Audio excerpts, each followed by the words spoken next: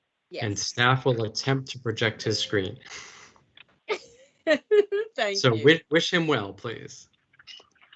Good evening, everyone. Is it presenting? Yep, It you got is. it. Yep. Hey, Got thank it. you. Good. Whew. Old dogs, new tricks. Go ahead.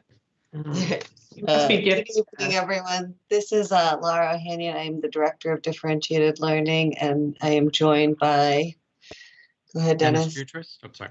Dennis Jutras, the coordinator of gifted and advanced learning. Yep, and we are going to present IHBB and IHBBRA, Gifted and Advanced Learning Policy and Regulation, which we are very excited to be sharing tonight. So a little background. IHBB and IHBBRA are really an attempt for us to outline the district's values, commitments, and practices related to gifted and advanced learning. They will codify the requirements of COMAR, and they do not replace any existing policy and board rules. They are, the first of its kind related to gifted and advanced learning. Next slide. The purpose of the policy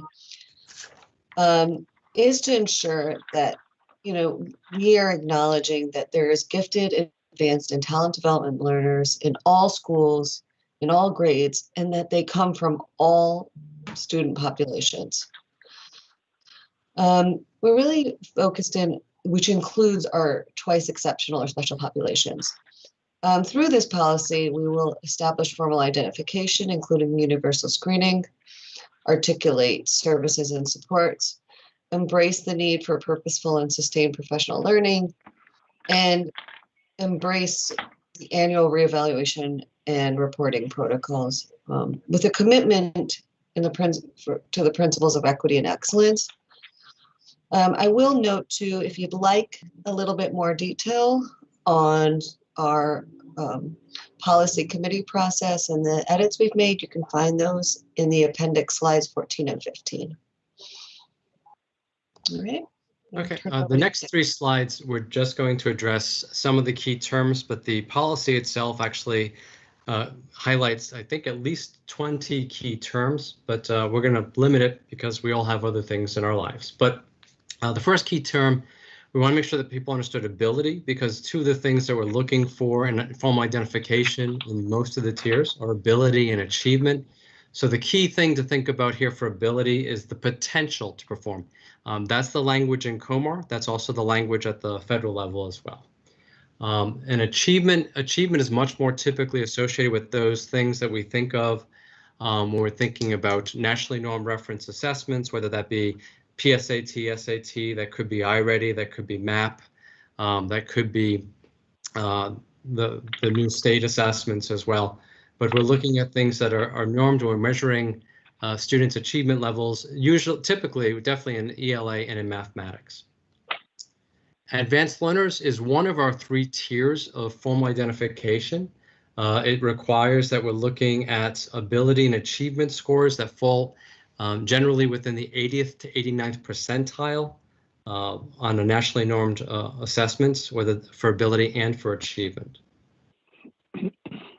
Equity index, I want to give Baltimore City Schools props here, because we're really going out there. We're the only district currently in the state that's proposing that we publicly share where we are in an equity index. We're using Dr. Donna Ford's model of a 0.8 measure to make sure that we are hitting in every demographic possible a fair, equitable representation.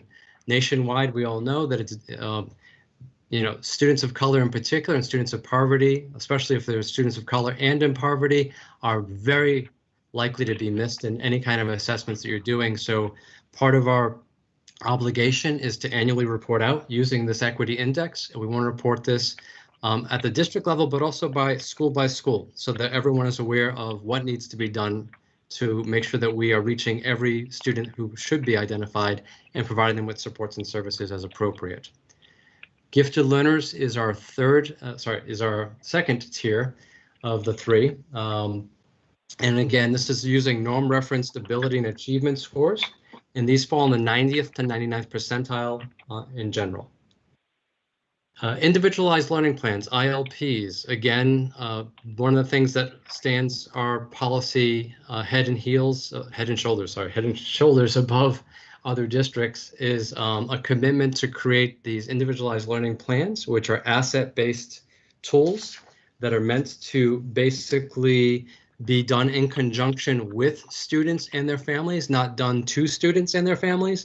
It's like an IEP without the force of law and federal ramifications, but the notion is to take the assets that already exist with the student, create a contract of understanding to compact the learning that's taking place, but also to create some long-term, in many cases, problem-based learning opportunities. And again, to underscore our whole approach is making sure that we're giving students more appropriate work when they're identified, not just more work, as is oftentimes seen in other districts. Talent development learners is our third of the 3 tiers. This is something that developed over the years because we had gifted and advanced for many years. And using an ability screener with tens of thousands, we've had more than 20,000 students screened over the past several years. We had a large number of students who had a great potential, were higher than the average, but because the achievement pieces were not there for so many reasons beyond their control, they moved from school to school, multiple years of long-term substitute teachers. Maybe they're EL students, and so therefore the ELA scores are not where they need to be to hit the measures of the 80% or above. So we created the talent development level, which is again meant to say, teachers, schools, we have students that have the greater than average capacity to learn at a faster speed. So let's put them on the radar, and these students are our talent development learners. Universal screening. This is something we've done now for the past 2 years. This year is going to be a little daunting, so I'm not going to address that too much, but we have been screening, and the policy calls for future screening universally of every kindergarten student on an ability screener. But as was pointed out astutely by our legal department, we have a lot of other universal screening measures that are heavy on achievement. We continue to mine those achievement pieces regardless to formally identify as many students as possible. Our whole approach in this policy is about inclusivity, not exclusivity. But we want to make sure we identify students correctly so we can meet them at their particular need. The summary, the key components of the policy boil down into these 4 big buckets of identification, where we're basically saying we know that every learner has the potential to be identified. We want to identify as many of those students as humanly possible. We want to make sure that we are universally screening no later than starting in kindergarten. The policy committee, we had an opportunity to present twice to the policy committee because we were interrupted by the pandemics, unfortunately. But the first time we presented the policy committee, they wanted to make sure that we could certainly identify kids as early as pre-K. We have measures put in place in the policy and the regulations, but kindergarten is where we're beginning with universal screening. The instructional component, we've put in there to make sure that we have social emotional growth is part of the ILP component for all formally identified learners.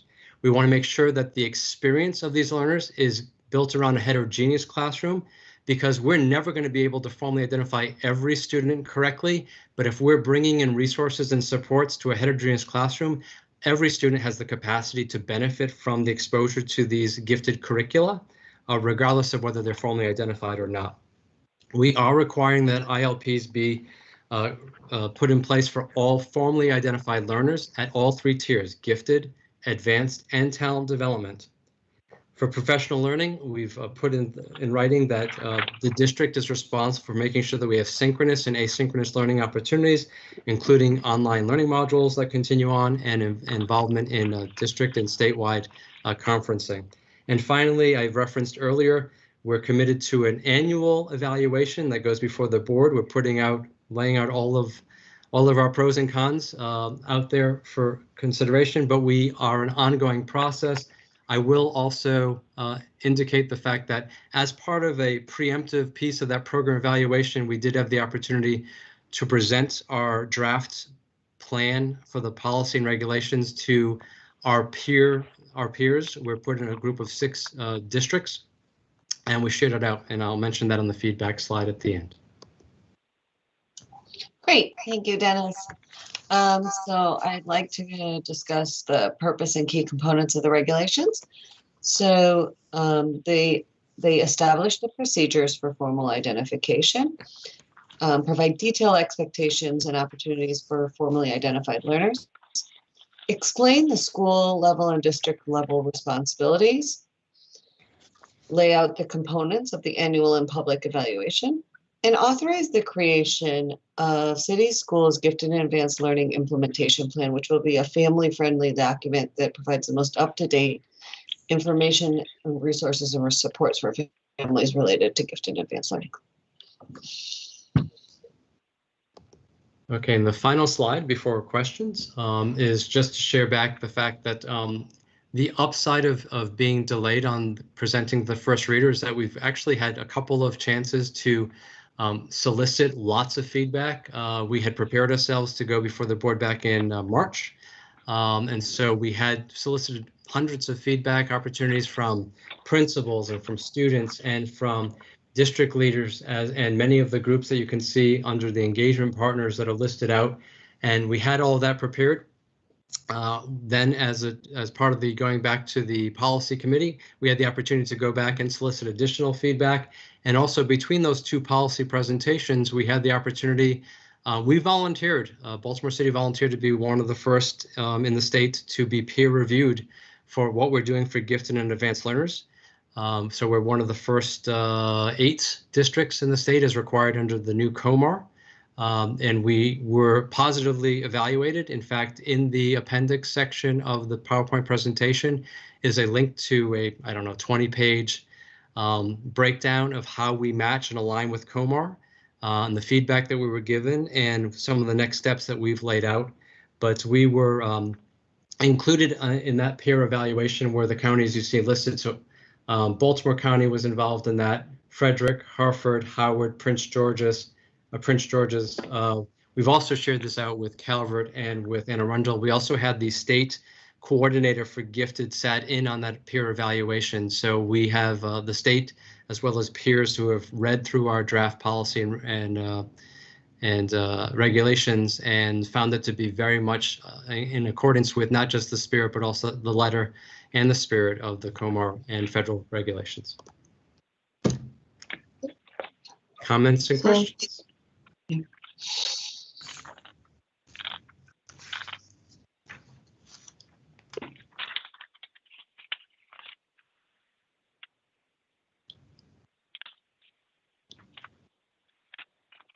Are there any questions, comments?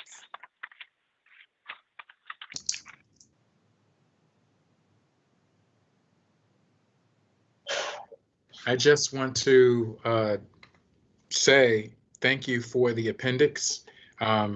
Dennis and Laura, with the changes and the edits and the feedback that you incorporated, I just want to say thank you for that and thank you for the presentation. You're very welcome, and thank you for the positive feedback and suggestions you made in both sessions of the policy committee. I agree. Thank you, Commissioner McFadden.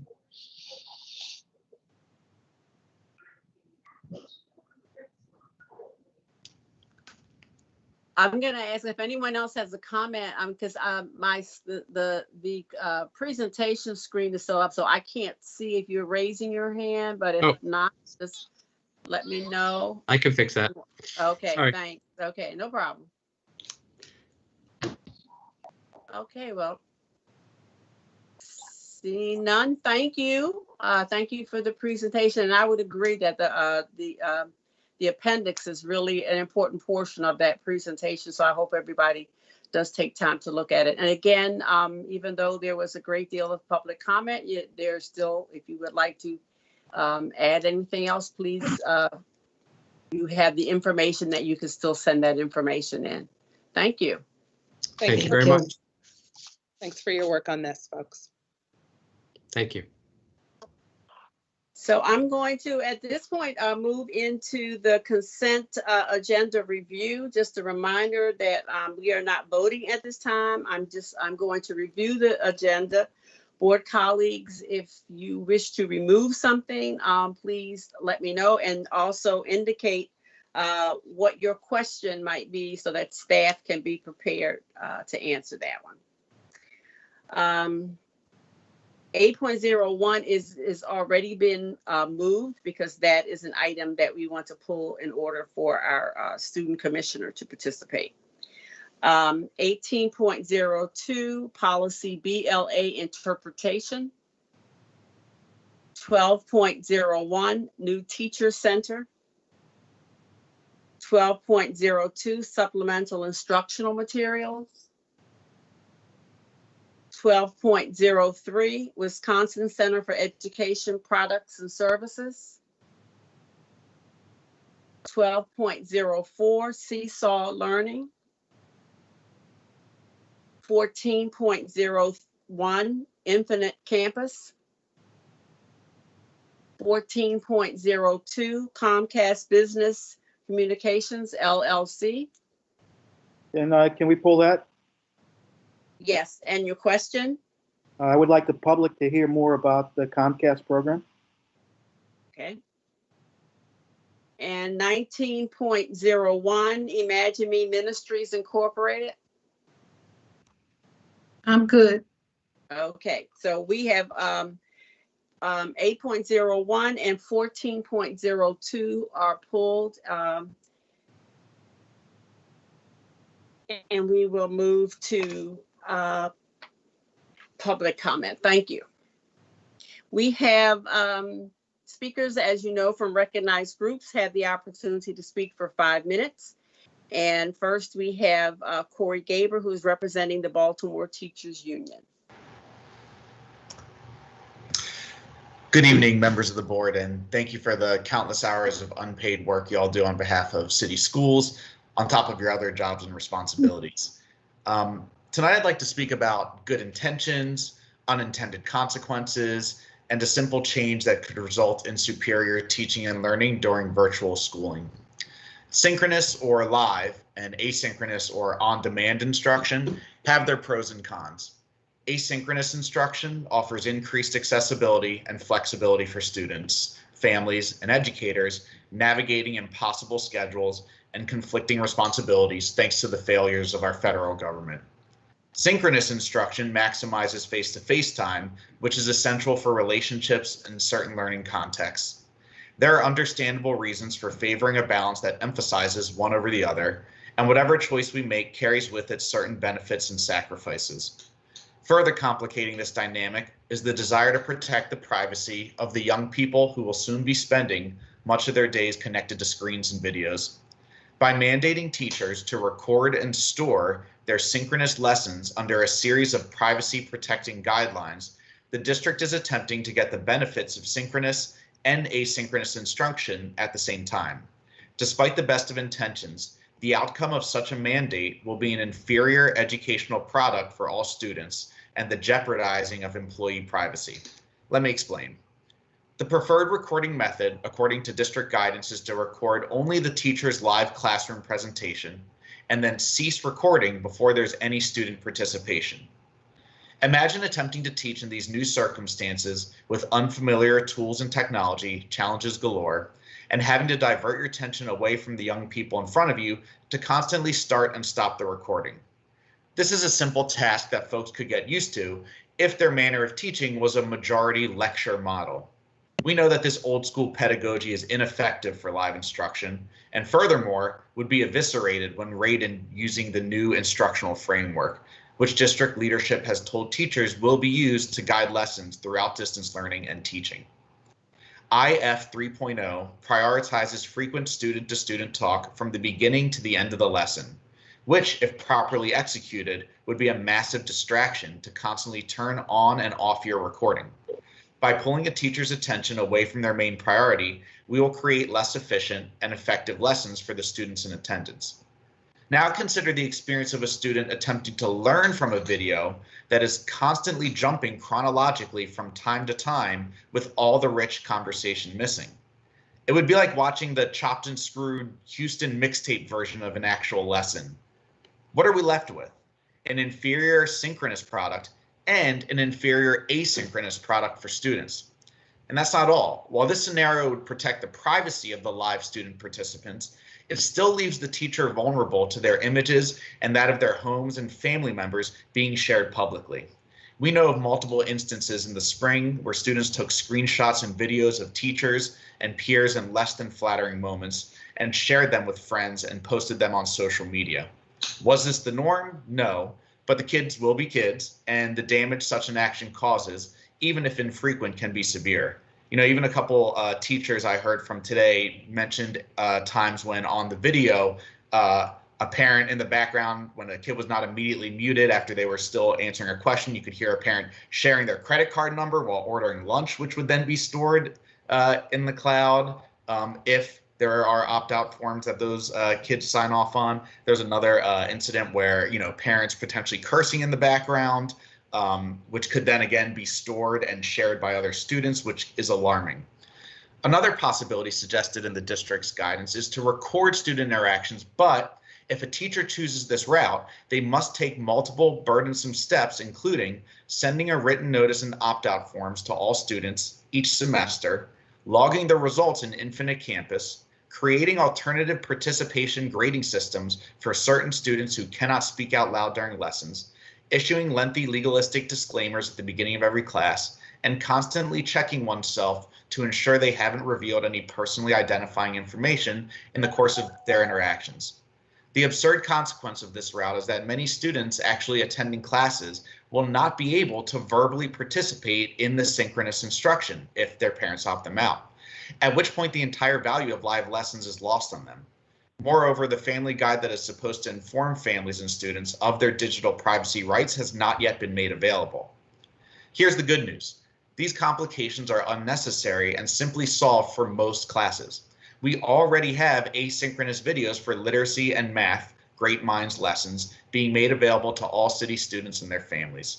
These videos were specifically designed for asynchronous instruction and will therefore provide a superior experience to the awkward synchronous videos that weren't designed for this purpose, pardon me.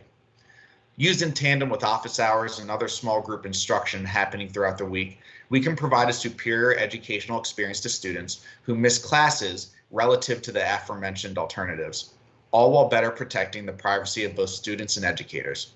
The district leadership and board made a decision to prioritize synchronous instruction to a unique level compared to the rest of the state. The live screen time demands and decreased scheduling flexibility would have led me to a different plan that emphasized asynchronous instruction to a greater degree, and that choice would have brought its own pros and cons. The well-intentioned attempt to capture the benefits of both models falls apart in implementation. Sometimes you can't have your cake and eat it too. I asked the board and district leadership to reconsider the recording mandate in order to better achieve the outcomes motivating this decision in the first place. Thank you for your consideration, and I'd love to hear your questions, comments, and concerns now to continue the discussion.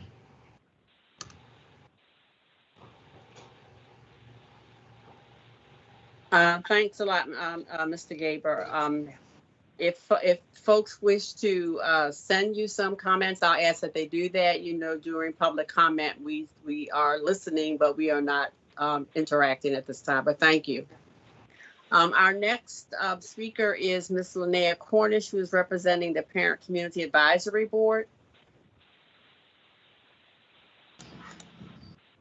Good evening. Good evening. All right, so again, good evening, school board members, Dr. Santelises, and those that are watching. Happy first day of school. The COVID-19 pandemic has certainly made the start of the school year one to remember. Across the U.S., stakeholders are working tirelessly to develop a system for instruction that meets the unique needs of all students. The challenges we face here in Baltimore are uniquely amplified due to the systematic underfunding of our district and the reminiscence of systematic racism that has plagued our city. Nonetheless, we are all up to the challenge of ensuring that our students have the best opportunity to experience a great school year. Today, thousands of students logged into our virtual platforms of learning. While many were successful, others were not. The overwhelming feedback we received from parents across the district have been positive and hopeful, notwithstanding the issues many had with logging on to virtual platforms. We all know that, today was day one, and these issues are expected. However, I want to highlight that each issue, each problem is a student being denied their constitutional right per Article 8 of the Maryland Constitution. Some of those issues we heard about were Zoom connectivity issues, glitching or unable to log on, account logins not working, Google Classroom with no content, overwhelmed IT line, long wait times, Seesaw unavailable for younger students not permitted to use Google Classroom, and ran out of devices, Chromebooks, and hotspots. As the week develops, we hope that these issues are solved, but we do remiss if we did not ask for the board or the district staff to outline a clear plan to resolve these issues so that all stakeholders are on the same page. We understand that challenges are pulling this together, and it's been our experience that more communication is key to a strong relationship. Additionally, there have been a number of questions surrounding the recording of classes, which we just heard. What guidance has the district set forth on recording classes while students are online? Has the district sought parental consent for these recordings? How and where is this information going to be stored? How are Family Educational Rights and the Privacy Act, FERPA, violations being tracked? And these are some of the questions that we'll be seeking answers for in the coming days.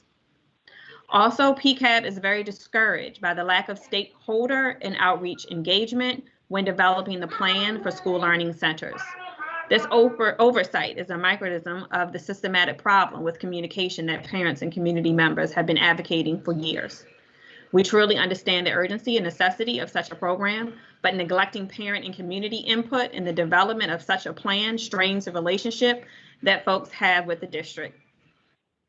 We have a number of questions on this subject and hope to get answers to our meeting tomorrow with district staff.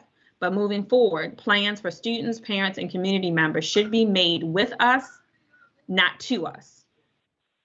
Finally, we would like to provide, finally, would you provide an update on the status of devices that were ordered and not received prior to school starting? How many students still need devices? And what percentage of students logged on class just this week? These are questions we'll be looking to the district to provide and an update on some point in time this week. As we run our laps around the lake, remember that we are here to help. Please use us. Thank you. Thank you, Ms. Cornish. I think we got the list of things that you said, so we will look to respond. Thank you. Thank you. Okay, board members, are there any additional items based on public? Oh, I'm sorry, Commissioner, Mr. Gant, do we have some additional folks? I'm zipping along, forgetting. No, yes, actually we do. We have two sign-ups for public comment tonight. First is Mr. Andrew Coy from the Baltimore Digital Equity Coalition on. Oh, there you are. Yes, I'm here. Okay, you have 3 minutes. Thank you. It is wonderful to be speaking with you all. Thank you for the work that you do. As a former classroom teacher here in Baltimore City Public Schools and a parent of 2 kids in the school district, I'm proud to be a member of the Baltimore public school family. My reason for coming and speaking tonight relates to some of the items that were on the agenda related to internet access and specifically the Comcast Business Communications plan that was originally on. I appreciate the desire to have more information about that, and am happy to speak from the lens of the Baltimore Digital Equity Coalition, which is a group of organizations that are committed to helping support greater internet access throughout the region and specifically here in Baltimore City. The thing that I would like to speak to briefly points to the Jacob France Institute at the University of Baltimore and the work that they have done to collect and understand internet access data. There are really 2 concerns that I'm raising as it relates to the questions here that I'd like you all to consider and explore in further public input. One is ensuring that payment is for services actually provided and asking for the appropriate amount of data for those families that are being connected by this contract. And the second is verification of the quality of service. There's a recent report that came out just September 2nd from the Baltimore Neighborhood Indicators Alliance of the Jacob France Institute, which documents available speed test data across the state of Maryland, and has found that from May 2019 to March of 2020 and May of 2020, the rate of change in internet speeds across the state of Maryland in many areas of the state doubled, meaning that the rate of internet access and speeds doubled. In Baltimore City, however, it was a paltry 10% increase in speeds. So if you were in Annapolis, for example, the average rate of speeds increase, megabit per second, went from in May of 2019 to 95 megabit per second up to 145. Across the state, the average was from 55 megabits up to an average of 125 megabit. In Baltimore, however, this average was far lower. And in fact, the data, which I'm happy to provide, the full document that they created, speaks to how poor the internet connectivity is. And so I would submit two solutions to you all, which is to engage with the broader community in providing and demanding from Comcast a report card that they provide information about data transfer, speed and latency, household and devices, capacity building and cost per device connected or per family connected, and not just in aggregate, and should do so at the community statistical area level.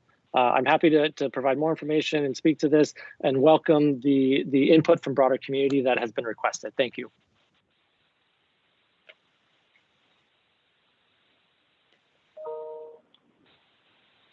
Thank you, Mr. Coy. We have one more speaker signed up for public comment, Ms. Samantha Musgrave of Project Waves. Are you on? I am. Okay. So first, good evening. I appreciate this time. My commentary is also related to the procurement agreement that was listed as an agenda item with Comcast this evening. So I'm Samantha Musgrave. I'm the head of operations at Project Waves.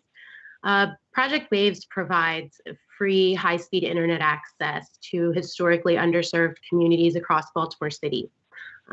Guided by the belief that internet access should be provisioned as both a utility and as a human right, we seek to empower communities through greater connectivity.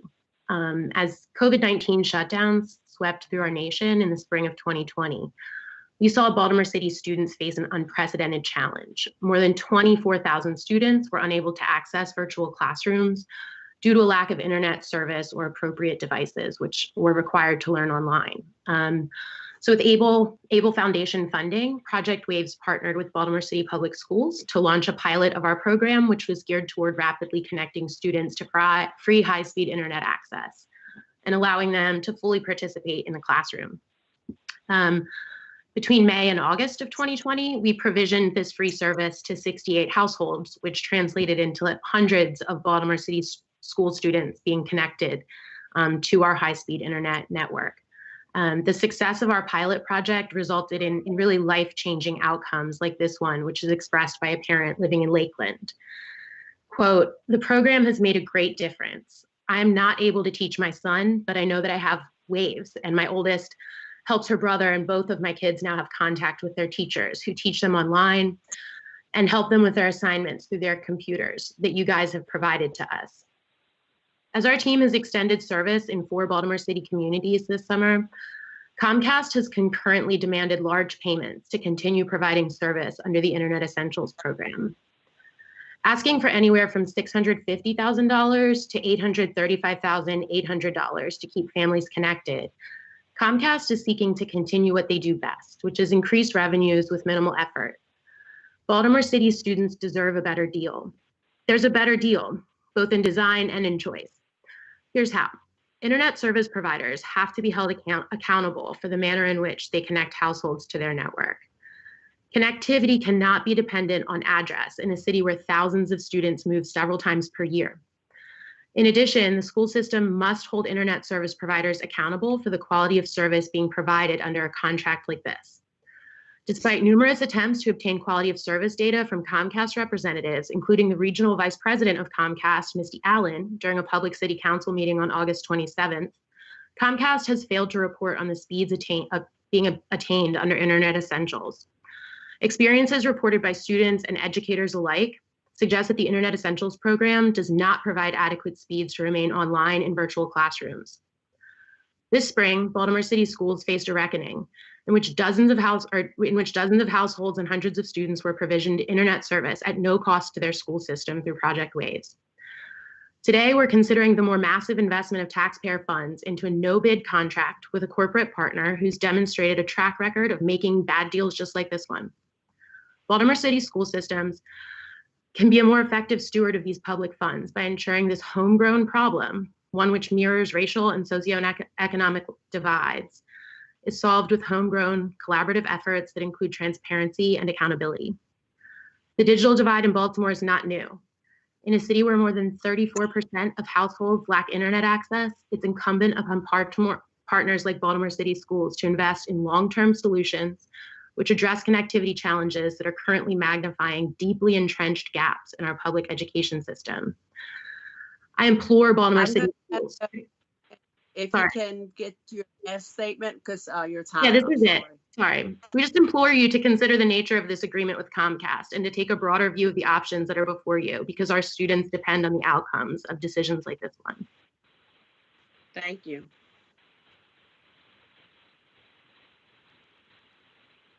And Madam Chair, that was the last commenter. Okay, thank you. And again, I apologize for skipping over all of my items on the agenda. Okay, so now I'm going to go back to board members. Are there any additional items based on public comment that you would like to have pulled? Okay. If not, is there a motion to approve the consent agenda? The remaining consent agenda? So moved, Madam Chair. Madden, is there a second? Second, Brooks. Thank you.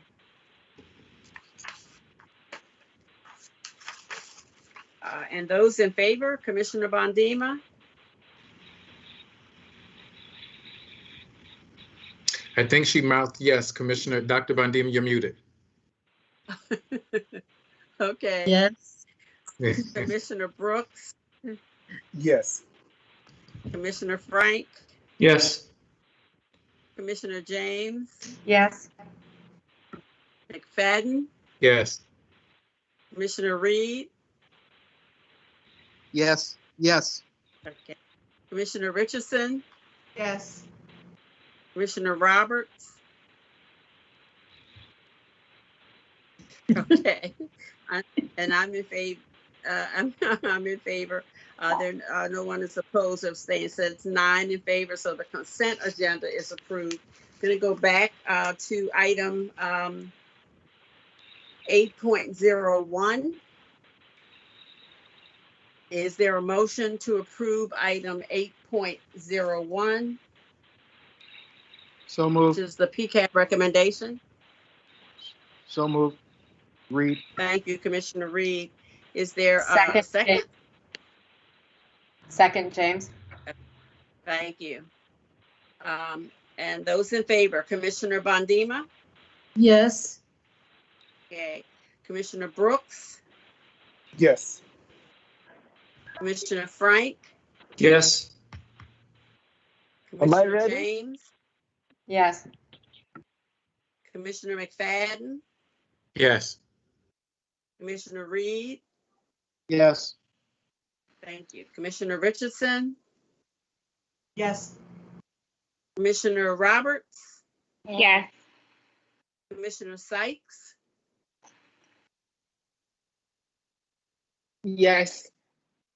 Okay, and I'm in favor. So that's no one opposing or abstaining. So that's 10 in favor. So item 8.01 is approved. The other item which was pulled was 14.0. I'm sorry. 02. 14.02, the Comcast Business Communications. And the question was just more for the public to have more information. Madam Chair, what's driving my question is twofold. I think Ms. Musgrove pointed out. Yep. What is a utility? Electricity is a utility. We have to get to the point where people realize internet's a utility and how critical it is for families to have it. The other thing is Comcast, every corporation has what's called goodwill on their balance sheet. Comcast should bend over backwards to get Baltimore City public school kids everything they need and worry about the money later. If they're good business, they would do that. And why are we getting less service and they're pushing us? And with the lady, somebody pointed out earlier also, they're getting better connectivity in other places than we get in Baltimore City. So it's always a situation where the least of the gets stepped on. And the kids of Baltimore City should not be the people getting stepped on at this particular point in time. That's my problem. I totally agree. It's a I'm going resource in a okay. utility. We need that utility. All right. Chief So Hightower, are you speaking from this one? Okay. Commissioner Richardson, did you want to say something first before I speak? If you could also add to your response to Commissioner Reed more about the young ladies organization that we just heard from, Ways, if you know anything. If not, it's okay. Yeah. Yep. Good evening, commissioners, and thank you for the opportunity to speak tonight about Comcast. We have been working with Comcast since the building closure because they offered the free 2 months of service for our families. It was the fastest way to get our kids onto a broadband service during the building closure.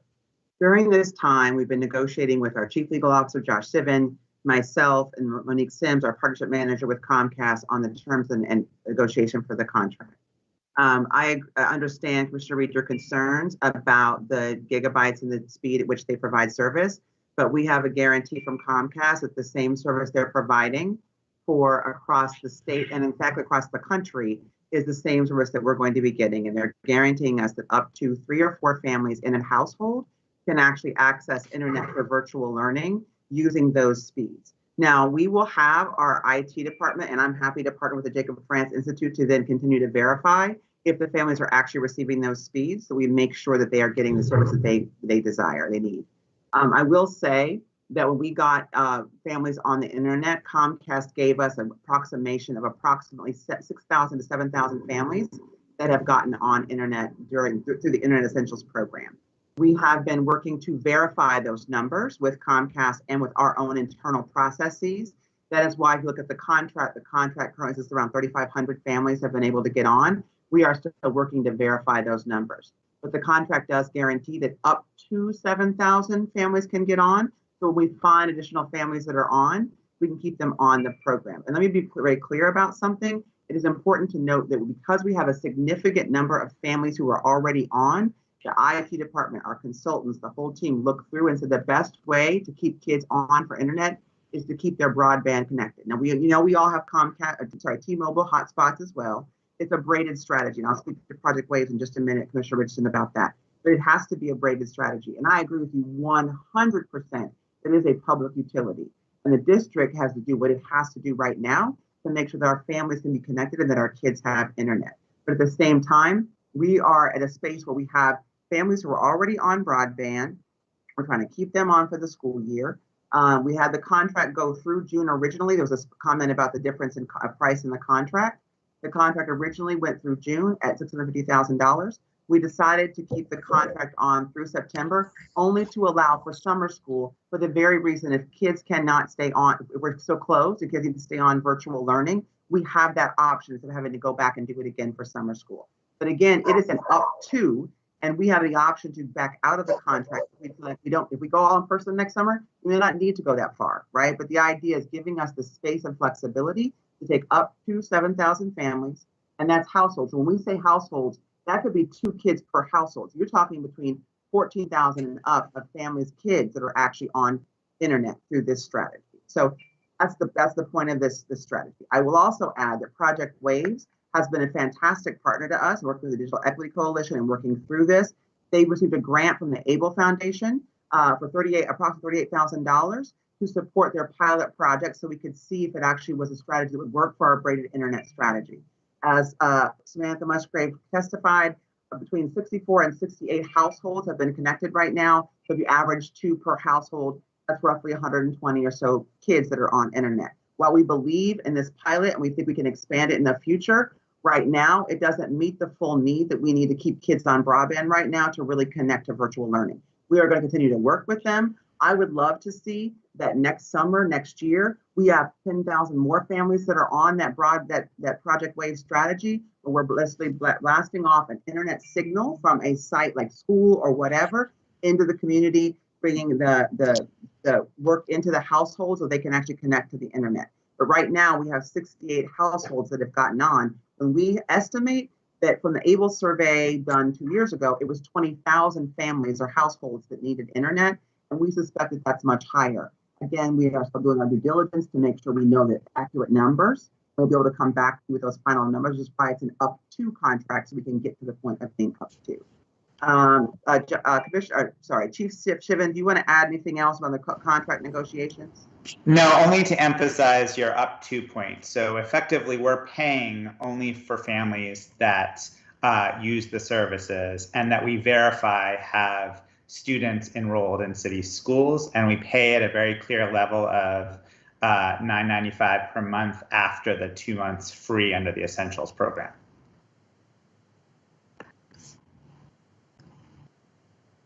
I have my hand up.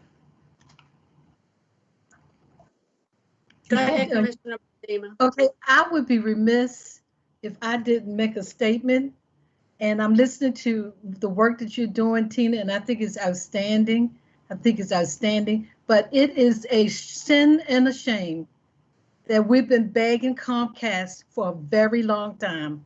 They knew the problem back in the spring when we stepped out and had to close schools down.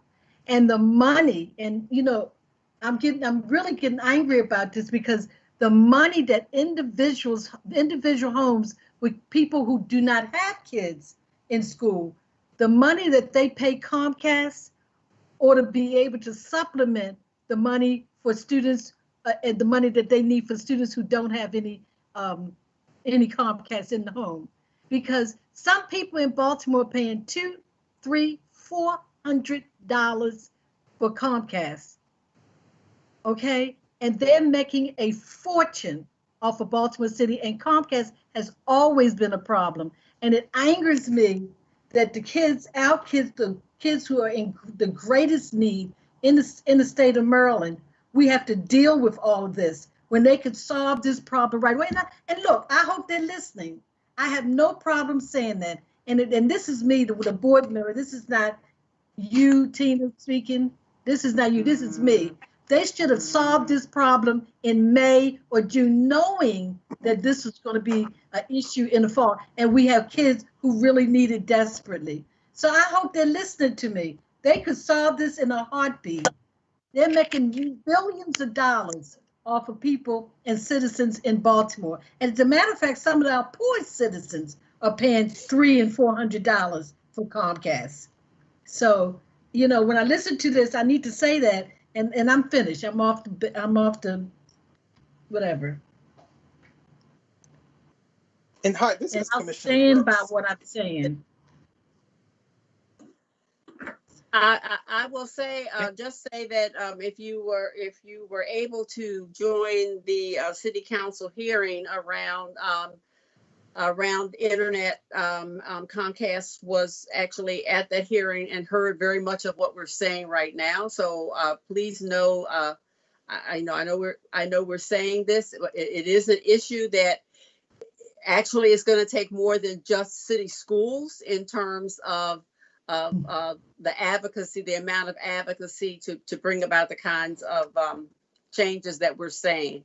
But it has been said. I can't say for Comcast if it's been heard well, but please know that we continue to give this message along with our council folks our legislators, and we will continue doing that. In the meantime, we still need to provide for our students given the times that we are in.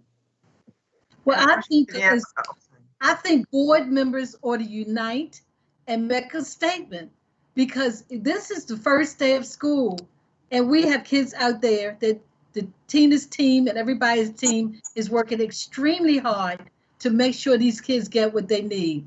And whatever we say, they're still left out there without any work. What's happening with the kids that can't get online? What's going on with them? Do we just go to sleep at night and think, okay, we'll take care of the next day, and the next day? People need to speak up out there in the community and know that you guys are working very, very hard when this is a solvable problem. It really is. Well, and I thank Commissioner Bondima for saying that. Can I look if I respond to Commissioner Bondima quickly? Commissioner Brooks, is that okay? Sure, yeah. Okay. I thank you for saying that, Commissioner Bondima, and I will tell you our schools, principals, our IT department are working very hard to make sure that we find every single child who still needs internet to get them connected to one of the strategies. So either Project Waves or T-Mobile hotspots or Comcast. So we are working diligently, and we hope that we're capturing every single student who is in need right now. I also will offer that the SOMO students at City College, I actually facilitated a meeting with them with Comcast so they could hear from the students directly about their own concerns. And again, Commissioner, we also, as was mentioned already, spoke at the City Council hearing when we gave our tech preparedness plan for City Council. And I will state that advocates and others, including City Council members, expressed the same things that you're expressing. But at this moment in time, as a neutral party here, we just need to make sure that we are having access to internet for our kids right now, because it is essential for virtual learning. We must make sure that right now we have all of our kids with a device and an access point for internet. So that is where we are with the contract right now. I'm sorry, Commissioner Brooks. Thank you. Yeah, and I just wanted to echo, so one of my thoughts was that we knew that this was going to happen, in the sense that it was very clear that we had a temporary agreement with Comcast, and that once that time expired, that we would actually start accruing costs. And so I just want to be very, to iterate again that this is not ideal. And it was a part of this more, braided strategy as, Commissioner High Covered, Chief High Covered talked about. And so I just want to just continue to encourage us to keep pushing and doing the advocacy work on behalf of getting Comcast to commit to doing more, and then also just know that this is a part of a process and a corporate practice that tries to extract more from students who are already in need. So I don't know if I'm the only one who was kind of expecting this from some of our initial thinking, but I knew that we were going to have to cough up more money by this time. So I just want to thank you all for the work, and I hope we can continue to invest in homegrown solutions. And I think this is why partnership is really, really important, so that we don't have to be in this space again moving forward. But I think this is also a gamble that we take when we kind of do the overly corporatized model or rely so heavily on that. And it's partly because they just have the scale. So it makes sense to me. Commissioner Frank, I see. Did you want to speak? Yes, thanks, Chief High Covered. I wanted to ask you about remind us of what the arrangements were with T-Mobile and how this deal financially compares to that one. Is it similar in terms of metrics and outcomes and reaching out to families? Different? How is it similar or different? I will do the T-Mobile board letter in a minute. So let me, Josh or Chief Sibin, please jump in if I can't get this right. So T-Mobile was a 6-month agreement, not a year agreement, to purchase the hotspots to give to students. And then they had access to the internet for 6 months. We are currently looking for additional resources to cover another 6 months through private philanthropy or others, so we can extend the T-Mobile contract as the Comcast one for up to a full year. I believe the cost per was around $140. Tell me if I'm wrong on that. And that was for 6 months, not for a whole year. The Comcast contract is $120 for each family or each household, not each student, each household for 12 months. And I should also just add one caveat there, that if families have not signed on yet, they still can sign on until December 31st. They will get their free 2 months of Internet and Essentials program as the other families have done, and then we'll get a prorated amount to cover them through September. So if they sign on in November, they'll have their 2 months for free, and then it'll be like the remainder of that will be 9 or 10 months that we'll actually pay for. But families who've already been on since March or sometime over the summer and have exhausted their free 2 months, we are going to cover them for 12 months to make sure they can stay on in case we need this for summer school as well. But again, it's an up to, and it's also for the families we confirm are on Comcast. Do you want to add anything to that? Did I get the T-Mobile thing correct, sir? Yep, good. Okay, thank you. Yeah. Commissioner McFadden, were you raised? Okay. No, I didn't raise my hand. I was, but I'm wondering what is going through Commissioner Reed's mind. I'm curious. I guess my mind basically says that Tina and her group have done a great job. We need the product. We need it now. We need a good partner in Comcast trying to help us elevate the game where we can best serve the kids. Because every kid doesn't know what they need. We're still in the process of learning about what we need in devices, what we need in hotspots, what we need in connectivity in terms of internet. So there's going to be more behind this. What I want to do is have Comcast in front of the game saying, hey, we're going to be a good partner. We're going to give you the best deal possible. We're going to give you the best connectivity possible. We want you to win at this game. Why can't we be the model? Chicago's got all this philanthropy in terms of their internet. Chicago's like, I guess Tina probably knows more than I know about this. Chicago's got $20 million guaranteed to help with internet. And they got partners from Comcast and other institutions. Why can't we have that? What I want is a good partner. Comcast can write this off as goodwill on their balance sheet. We gave this to Baltimore free. Let's write it off as a tax gift. They can do that if they want. That's the way I look at it. And I see Josh is shaking his head because it's like, yes, if they really want to do this, that $835,000 is a gift. They can do that. The company's that big.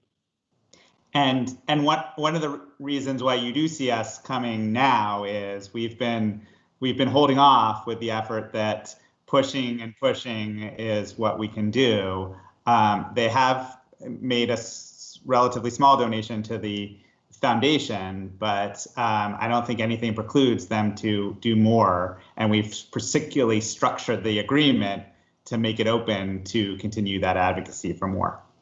Thank you. And I would just like to add, and thank you, Commissioner Reed, for the compliments. Our team has worked really hard. I'm going to give a quick shout out to Monique Sims on my team, who has been diligent and literally ferreting out any family who had difficulty signing on based on the agreements we had around, not having a back bill and being able to sign on. She fixed that, right? Or connectivity to her house not being connected. She fixed that. I just want to give her props for that work. I also want to quickly comment on the Chicago contract. So they are doing it. It is 100,000 families, which is actually not reaching all of the families who potentially need internet in Chicago. And it is a business partnership where business and philanthropy are joining together to pay for the service. So I think they're still having the same rate, but they're having a way to pay for the service. But after 2 years of that, the school system is actually picking up the cost for internet for all of those families. And I'm just going to be frank here, and I'm not speaking out of turn, but I don't think this is the school district's responsibility to cover internet forever. I think it needs to be, as you said very early, very eloquently, a public utility that is covered. And we need to figure out a partnership strategy between our partners, the city, our state, and the school system to figure out how to cover this, because frankly, our budget books cannot cover internet after this 2-year period, continuing on our own. So Zeke Cohen and others from City Council, as well as our state reps, I really understood this as a system-wide problem for the state. And so we're going to work to make a collective decision on how we can do public advocacy to make sure we have a utility for internet for all of our families. And you guys did a great job at the City Council meeting. Tremendous job. Thank you. Thank you. Yeah, and I will also add that some of the other affiliations that we have and memberships that we have in terms of organizations that our board is a part of. This is a big piece of the work that we are also doing with them, and I will point out especially the Council of Great City Schools in terms of systems across the country looking at what needs to happen to consider internet as a utility and that all students in any school can receive it. So yeah, we still have work to do. Any other questions? Madam Chair, I'd just like to make one comment. This is Commissioner James. That I think we also need to keep that same energy around MTA and transportation and aligning with the state and as a board really coming together. Certainly their cut in routes is going to impact everyone in the state, but most specifically us in the city and our students. So that same sort of P3 partnership in looking at letting MTA know, how critical their services are for us and our young people. Absolutely, and I believe there's a hearing that's coming up within the next week or two by the City Council around transportation. I would encourage any of our folks to please try to be there. That will include public comment as well. Thank you. Is there a motion to approve item 14.02? So moved. Vernon Reed. Commissioner Reed, is there a second? Second, Madam Chair. Commissioner McFadden. Okay, I'll call for the vote. Commissioner Bondima? Oh, yes. Yes. Commissioner Brooks? Yes. Commissioner Frank? Yes. Commissioner James? Yes. Commissioner McFadden? Yes. Commissioner Reed? Yes. Commissioner Richardson? Yes. Commissioner Roberts? Yes. I'm in favor. So we have 9, no one opposed or abstaining, 9 in favor. And so this item also passes, is approved, and I hope our comments are on record as to our feelings about, we know we need to do this for our students, but we know that we should expect and look for much more from Comcast. So thank you. Thank you, Chief Highcover, and thank you, Mr. Sibbin. Thank you. All righty, let me get back to see where I am on the agenda here. Board committee reports. First, I'm going to ask if there are any reports from our operations committee for this evening. Madam Chair, I do not have a report for operations. All right. Any update or report from policy? No updates at this time, Madam Chair.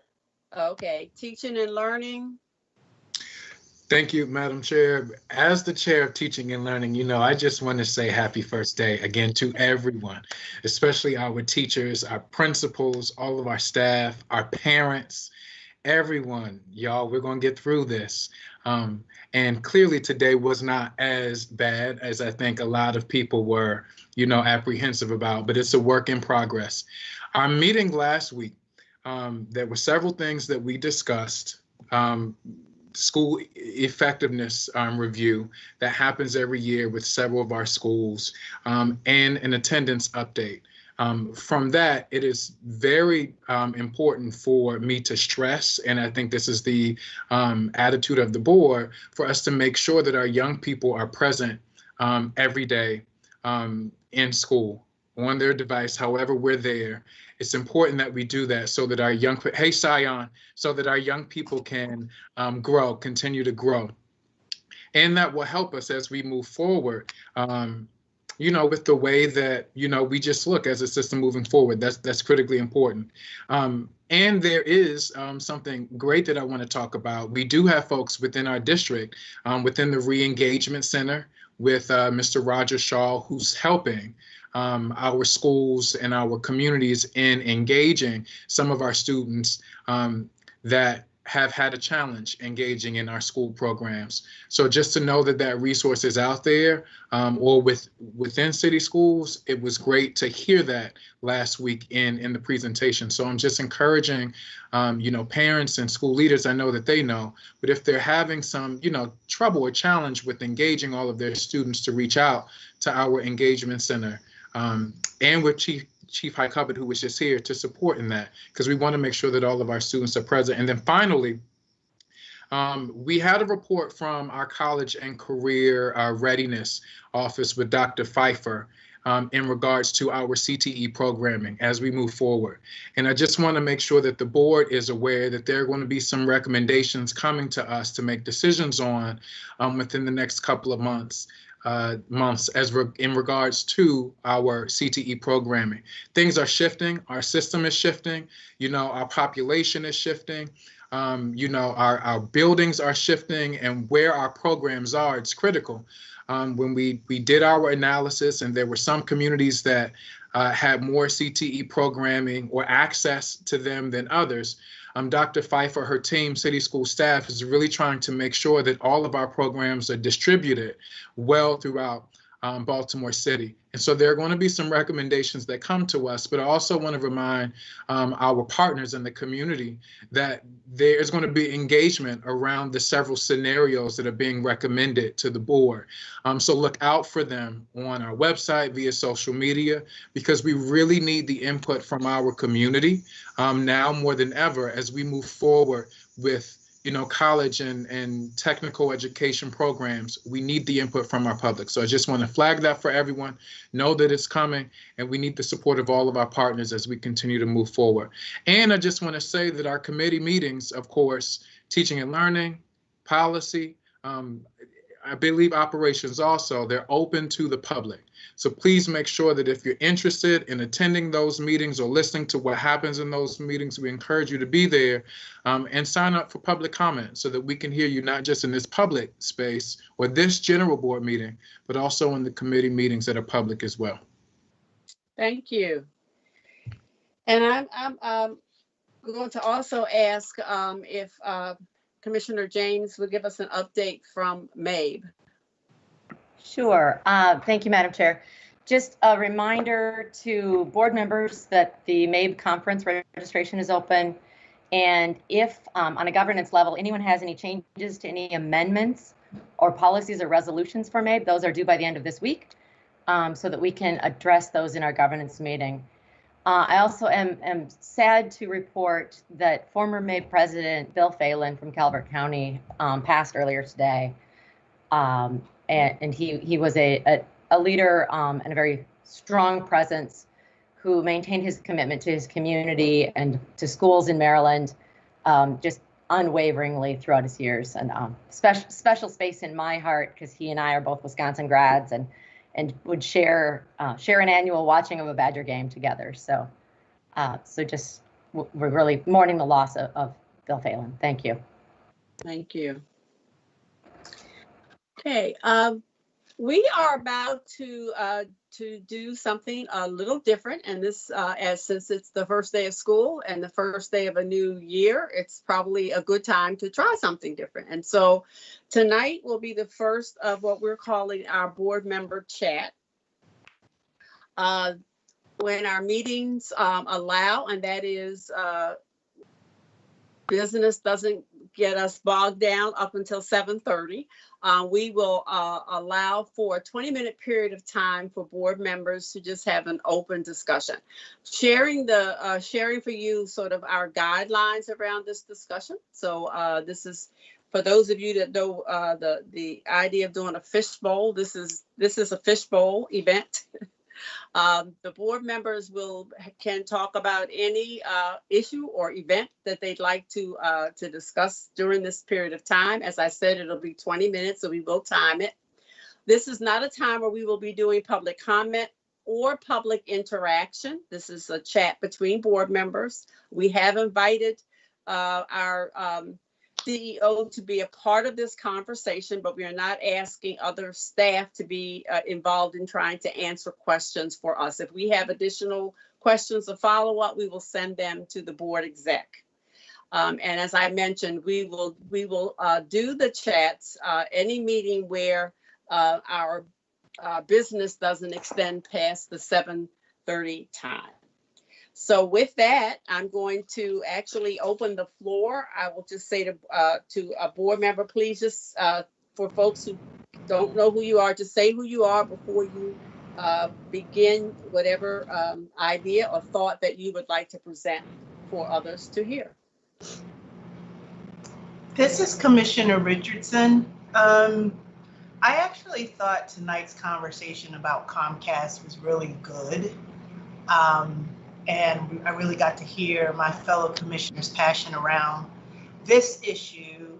And so for me, when we talk about advocacy, I'd be interested to hear what that could look like from us.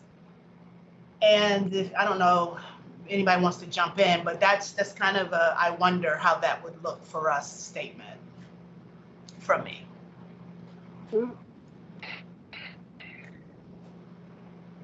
I can chime in a little bit. Probably the best person can help us with our advocacy would be Tina Highcupboard, from the standpoint because she's involved also with community engagement. But she could be like the connectivity between us, district, and the community.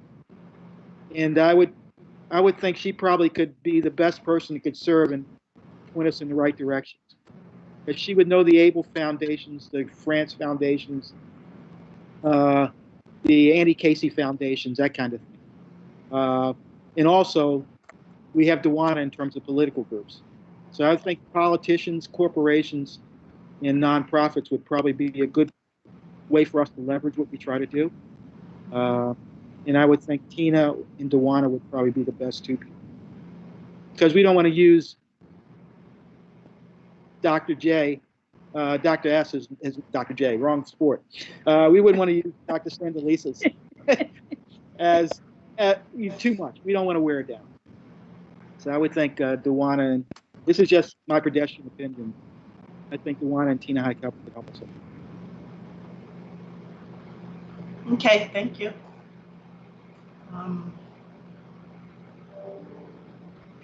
I think that we can also take on some of that role too. I know Dr. Santalisas and Chief Highcupboard, are always in contact with folks and trying to build liaisons and partnerships. But I do think as board members, we could join in at sometimes in terms of either meeting with some of those along with them or on our own. But we could expand in terms of our own work with being advocates and speaking up for the system in that way, I think also.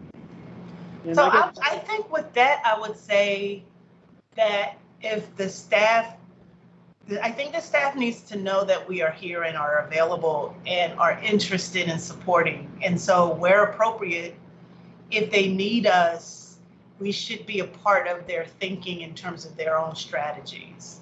Mm-hmm. I would just put that out there. But also I've learned, I guess from a presentation, the Baltimore City public school system has not had a good relationship with partnerships. So hopefully it can be better going forward. But from what I learned coming into one of the board meetings and seminar meetings was partnerships in the past weren't the greatest.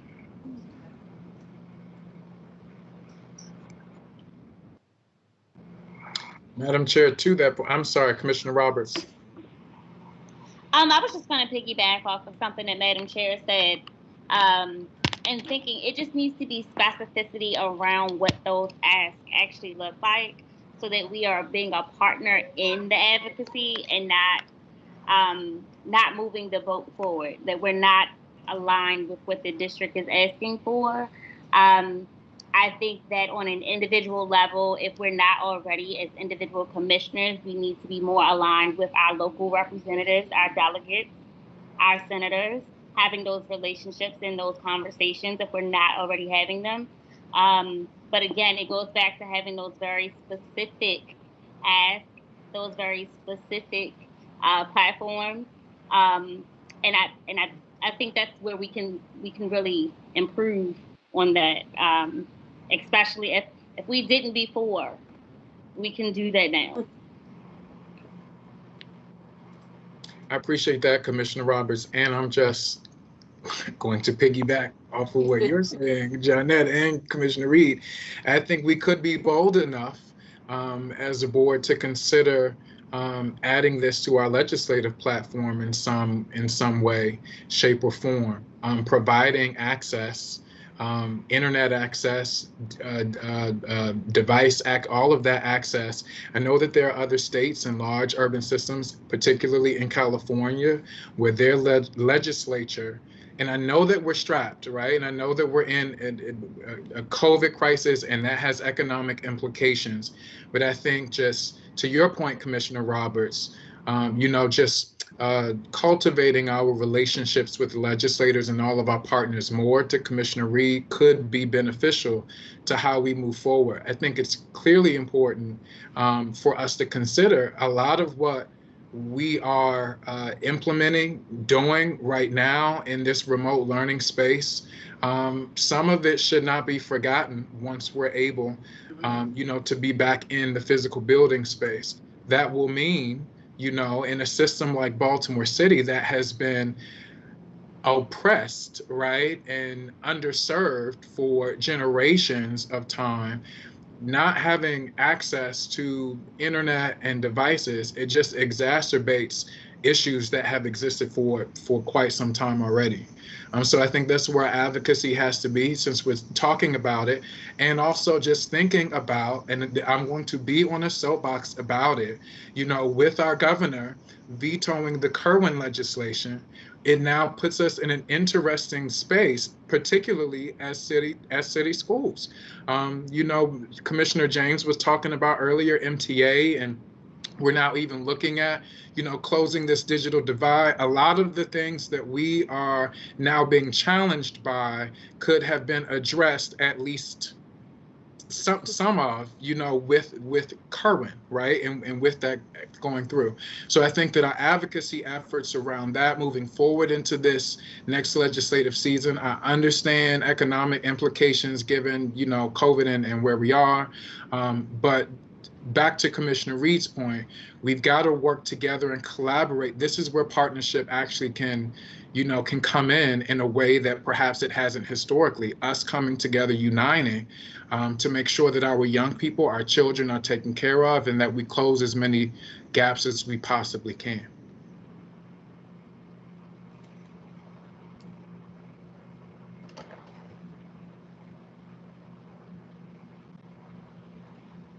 And if no one else wants to chime in, I'm curious to see how Commissioner Sykes's day was back at school today. Commissioner Sykes, if you're there, I'm just curious to know how your first day was at Dunbar. I mean, my day honestly was it was just a lot of excitement and a lot of encouragement. Teachers reaching out to let you know, listen over here, regardless of our circumstances, that they're going to push us and they're going to help us in any way we can. So it was just, my first period was English, which is literally my favorite subject. So having English first period, just waking up knowing that I'm working on something that I love. So that was good for me. And I just want to say, I'm listening to everything that you all are saying tonight, and I'm just taking it all in a lot of notes, because it means a lot to me. And it's like, just agreeing. I'm agreeing so much, because I just believe that the students deserve so much what they're getting. So I just want to say thank you all for your effort, and thank you all for starting off this school year amazing. It's been fun today, so thank you. Oh, thank you. Thank you. Yeah, we're gonna check in on you Yeah, on day 100 and see how you're still as excited as today. Okay. I plan on it. Okay. Hi, this is Commissioner Brooks, and so I had a chance to sit in for pre-K and first and second grade this morning, and so that was really a beautiful highlight of my day.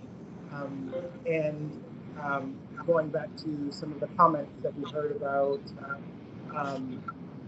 sort of privacy, I would love to get to hear if anybody else, like even in the process of going and witnessing and observing what's happening. So I saw teachers doing amazing jobs. I saw young people trying to, particularly our very little ones, struggling. And so I'm really thinking about them and their families and sort of like how we begin to really structure a learning environment, especially for our pre-K. I saw more sort of dexterity and flexibility with our first graders and definitely more from our second graders. And I still felt like we need a lot of additional support structures around families and their young people, especially the youngest ones, as we sort of continue to navigate the rest of the year. And so two things came up for me. One, I saw several frames when parents were supporting their young people that, going back to the privacy issues, who were dressed in their house clothes. And so I know what my mama looks like in her house clothes. And so I just, when Corey was speaking from the BTU, it became very clear to me that if that session was being reported, that woman in that particular attire would be actually problematic, just because of the nature of those. And particularly some of the issues around connectivity, but then also having some of the challenges with Chromebooks and logging in. And so wondering if we knew what was going on, the differences between sort of the Chromebooks versus, or any of the challenges associated with Chromebooks specifically, or laptops. And so, so privacy is big on my brain, just because I believe what I saw was something that I would see in my mom's house and not necessarily made for public consumption.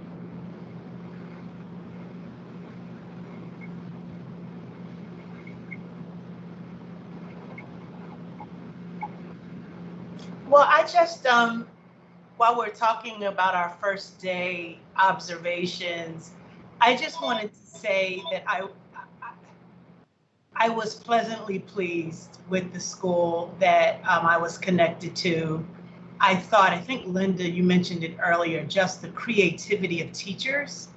It blew me completely away to see like this one teacher had a Bitmoji, and I swear it looked just like her. Like I was like, I want her to do my Bitmoji. Like it was. Listen, Jonette, these Bitmoji classrooms are a thing. They're a thing, lady. So cool. And so anyway, whoever arranged that for us, I just want to thank you so much, because it was a great start to my day. I got to show these schools that I had two girls behind me trying to make it happen, you know, and I saw siblings like in the same room. I saw one on the couch and one on the chair, and we're just all in this together trying to make this thing work, right? And so I just wanted to shout that out. I do take, Commissioner Brooks, I do take your point about, you know, recording and all of that, but I just want to also acknowledge that families are really trying to make this thing happen. And I really appreciate how our students they showed up, they were energetic, they asked questions. Like my 8th grade class, they were like, when are we going back to school? And so we had to have dialogue about that. We talked about COVID and, you know, like we dispelled some myths. And so I just want to thank the principal and the teachers, and just for allowing me to be able to be in their space, even for a short time. So that's what I wanted to say. Can I add that also what I did notice from the youngest was the focus around the wellness of the kids. I mean, the pre-K teacher was doing an exercise, asking kids how do they feel, taking time to hear from each one of the children. Another class that I went in, similar kind of thing, but really, so I could see that, and I know that was one of the pieces that we worked on in terms of bringing kids back and helping them to deal with some of all that has happened to them. But it was very obvious, and even with, I mean, children for their very first day in school, that being a focus around it. So that was clear to me as I watched it. I also want to add, I've seen some really amazing home setups from families. from the trifolds to the portable desk to the kitchen table. I've seen families making it happen in terms of creating personal space for their children to be actively engaged in an uninterrupted way. And even for some of our community partners that on a very small scale, but a scale still, have created some in-person opportunities for them to engage. I know for my second grader, he had to kind of catch himself this morning for Monday meeting because he hadn't seen his friends since March. And that was very emotional for him. It was so emotional that, you know, we had an off-camera experience for him to kind of gather himself. And then he got himself together. But I absolutely had to mention that that families have been working really hard to create their spaces of some sense of normalcy at home. And they look amazing. They really do.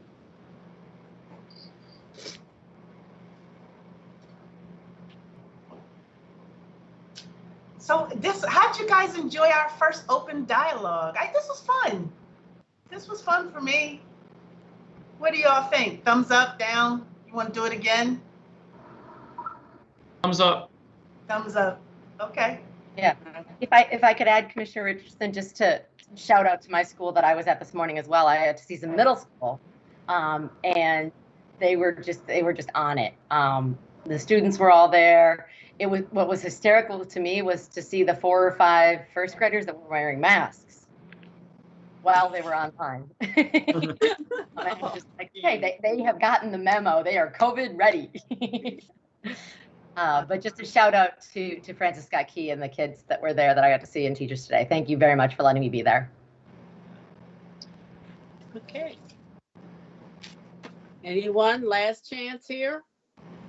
I'll say this, Commissioner Richardson, I think this is a great open forum to have.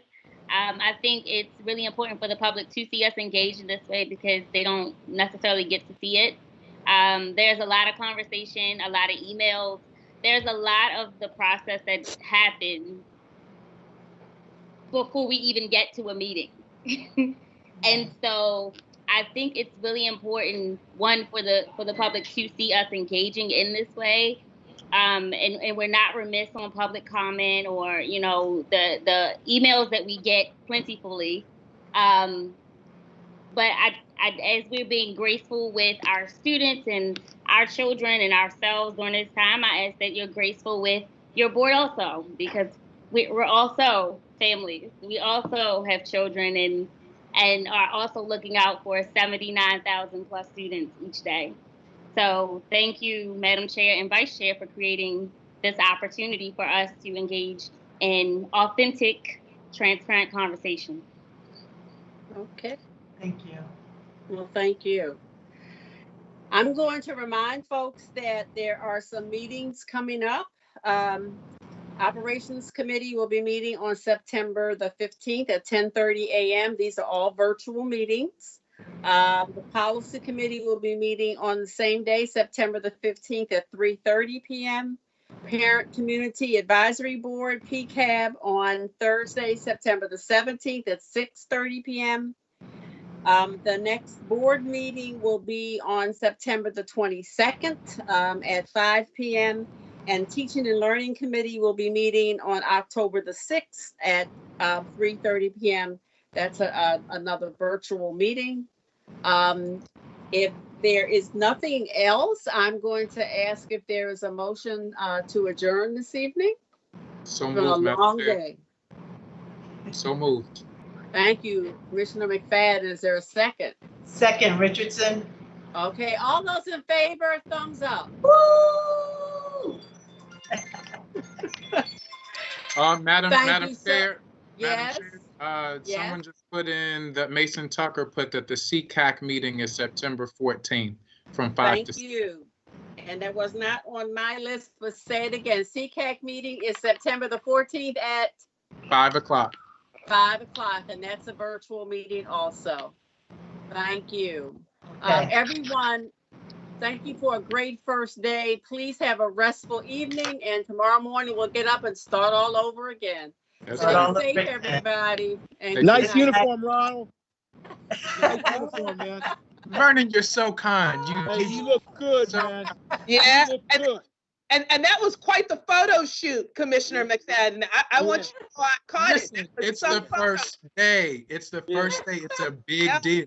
I know it's a big deal for me, but I didn't look like you looked in that photo. Well, we've got to get you the right shoot. Good night, everybody. Good night.